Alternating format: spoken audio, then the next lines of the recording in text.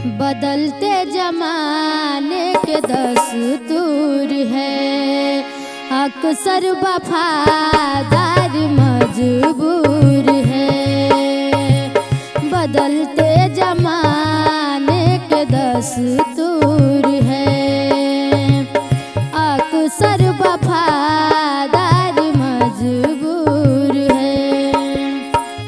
अपना पराया दिखने लगा है, दिखने लगा है। अब प्यार पैसों पे बिकने लगा है, अब प्यार पैसों पे बिकने लगा है।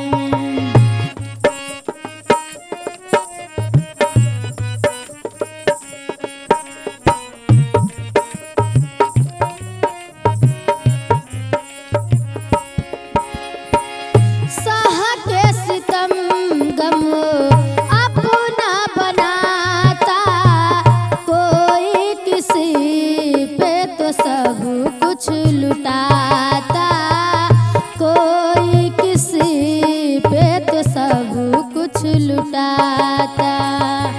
चाहत का नाम चाहत का नाम मिटने लगा है, मिटने लगा है। अब प्यार पैसों पे बिकने लगा है, अब प्यार पैसों पे बिकने लगा है।